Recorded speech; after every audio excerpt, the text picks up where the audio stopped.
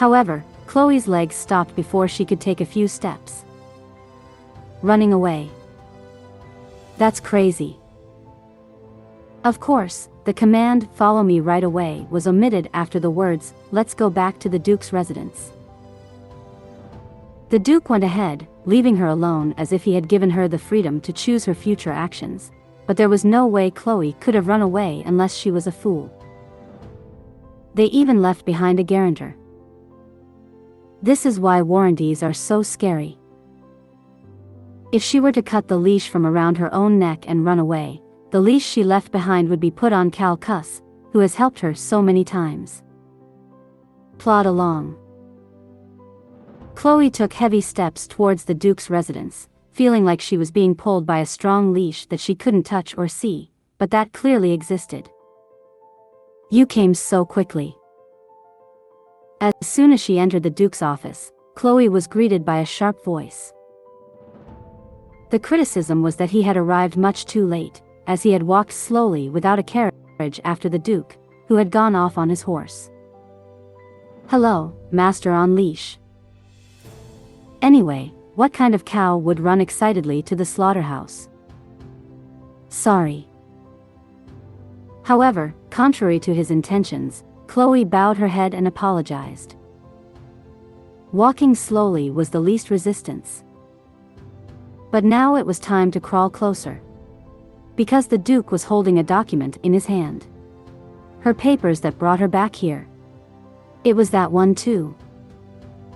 Recruitment documents held by Mr. Wilson. This is why documents containing evidence are scary.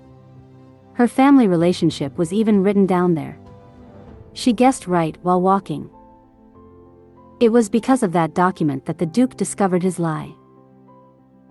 In fact, she did not completely rule out the possibility that her family information was recorded in her documents. But she thought that even if such things were written down, the Duke would never see the employment papers of a mere employee. At best, she is nothing more than a servant. She had absolutely no reason for the Duke to pay any attention to her. Why on earth did the Duke see that document? There are probably many users who don't even know the name. Why was he interested in the papers of a servant who was about to leave after only 3 months of work? Thinking about her behavior over the past few days, the Duke had been showing a lot of personal interest in her. She did that and then she kicked it out like a bug.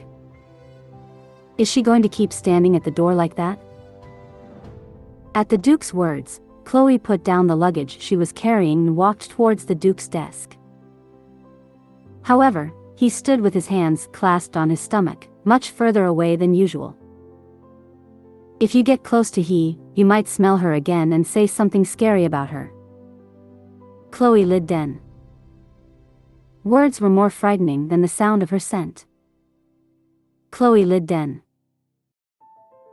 She was so surprised that she almost answered yes. "It's your sister's name." "Ah, yes." She wasn't calling her. She confirmed the name of Cline Lidden's sister. Although it's actually her name. Even the names of family members were written on the document. Perhaps because I was both surprised and embarrassed, the sweat that started building up before I knew it made the hands that were holding each other slippery.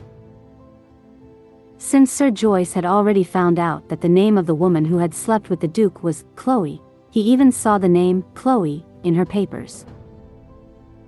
Perhaps the Duke had called her, not to question her lie about not having a sister, but to ask her, "Isn't your sister Chloe the woman I slept with?" Since she has the same name, it's natural to be suspicious. If so, it also explains why the Duke came to the Information Guild alley to catch the servant who had resigned from his job because he lied. She had to come to her senses. If I were not careful, I might have made a mistake with the Duke who was following me so closely. Chloe. Same scent. The Duke muttered to himself. Looking at the Duke's muttering expression, I had a premonition. The Duke was not about to ask whether the woman he slept with was Serval's servant's sister, but he seemed to be already convinced of that. Her name is the same, and even her body type is the same, so it is said that she is Cline Lidden's younger sister, Cline Lidden. She seems to have a tendency to catch people. What kind of strong feeling can humans have? Did you think the Duke was the only one who smelled me all night long? I smelled you too. But I don't remember anything about your body or anything. Why is it so special? What? It was really strange. I've never felt anything like this before, but suddenly I felt the Duke's scent. Is it an illusion? Is this a nervous breakdown caused by extreme stress? I have never smelled another person's scent from this far away before. Moreover, I am now even more distant from the Duke than usual. But why do I feel the Duke's scent out of nowhere? Body scent, body scent. Even he himself looked like something had happened to his head and nose due to the peacock singing that damn song. Chloe, dumbfounded by the unknown sensation, whether it was real sense of smell or an illusion, bit the inside of her lip. Why did she lie and say she didn't have a sister? I would have known that the woman I was looking for was your sister. Also, the Duke was completely convinced. Strangely enough, the basis for confidence seems to be body type rather than the name, Chloe. What was even more absurd was that, regardless of whether the basis was weak or not, it was the truth. What should I do? Should I just tell her that it was me who spent that night with he? Even lying about your gender for 3 months? A new worry came to me once again. I hate lying. Cline Lidden. Yes. Who likes lies? The Duke, who spoke directly into her eyes, seemed to especially dislike it. If it is revealed that you have violated employment regulations, it almost feels like a warning. You will definitely have to pay a penalty. The courage to reveal the truth in those eyes was disappearing like snow melting in the summer sun.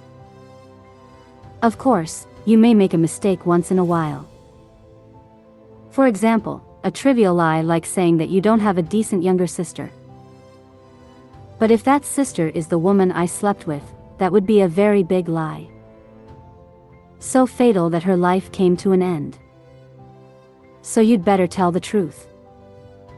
Cline Lidden.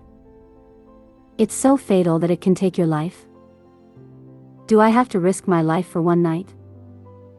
It's too much. But at that moment, the Duke's desperate resistance that night came to mind clearly. Who are you? Do not be like this. Go away. Get away. Get away from me.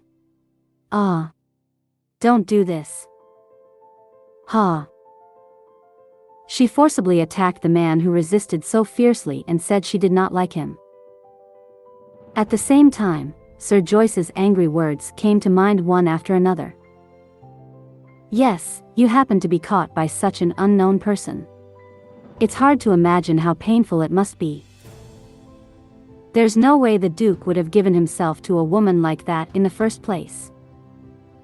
You know that. The Duke would never treat a woman like that. He took away the chastity of that man who hated women. If you feel like her, grab that woman and grind her to pieces. No. It's someone I can't dispose of like that. Grind, dispose. Just hearing those words made me feel like I had committed a very deadly sin. Do you really have to sacrifice your life to take responsibility for your one-night stand with the Duke? Combining the words of the Duke and Sir Joyce, the conclusion on what to do became clear. I couldn't die accidentally in just one night. I'm sorry for not telling you in advance. Actually, my sister Cline Lidden died a few months ago. What? The Duke frowned. To be exact, he died in an accident right before I moved into the Duke's residence. In an accident. Dead? When I mailed the recruitment documents to the Duke's residence, it was before my brother died. That's why I said there was a younger brother in the documents, but now that my younger brother is dead, I don't have a younger brother. If you change the dead person to Chloe instead of Cline, all the angles will match and you won't have lied. I was also surprised because the woman who was said to have slept with the Duke and my younger brother had the same name. Before I knew it, Chloe was lying very calmly. Perhaps because they were simply explaining the circumstances of Cline's death, the lies came out as if they were telling the truth. Of course, only the circumstances of the death remain the same, and the person who died has changed. They say he's dead, so what else can I do? In some ways, it could have been a good thing. Even if the Duke did not believe her and sent someone to her hometown to find out the truth, it would be difficult to find out that the person who died was her brother and not her. Her brother's death was a fact known only to her mother, her, and her Calcas. Her house was in the woods far from the village, and her family only went out into the village very rarely. So she wouldn't have anyone in particular to remember that her family lived there. Of course, Calcas is an exception, but with him there is nothing to worry about.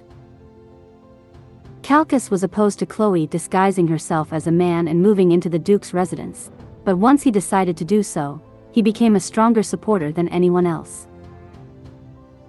It was Calcas who told me to be careful and never get caught, and helped me find various items suitable for cross-dressing. It must be a bad memory to know that my younger brother died. I'm sorry for giving you unnecessary doubts. The Duke, who looked a bit dazed, finally spoke again. I'm sorry. Although the Duke's apology pricked my conscience a little, I felt like I had made a good choice by lying to the end. Now she will be free from his suspicions. Even if Lord Joyce or the Intelligence Guild tracked her in Chloe's name, they would have thought that Borgen's Chloe was a dead woman and would have diverted their pursuit. When I was young, I used to complain to my mom about why my family lived so alone in the forest. When Cline died after being attacked by unknown people, she was so deep in the forest that there was no one to ask for help. But now, it seemed like he was actually benefiting from his isolated lifestyle. No one in Borgen would know whether the dead twin siblings living in the forest were the older brother or younger sister, or even if the twin siblings were living in the forest in the first place. Still, when I return to my hometown, I will have to be careful and disguise myself as a man for a while. It's okay, Duke. Chloe accepted his apology proudly, as if it were her brother who had really lost her sister. Even though I wasn't her sister, I had to remember her losing her brother. Now that the misunderstanding has been resolved, can I go back to my hometown? The Duke stared at her. Without saying anything, for a few seconds. Duke? Chloe, feeling a bit anxious as to why he was looking at her like that again, called him again. I have one more question. If you answer this, you can leave. Finally, the Duke spoke again.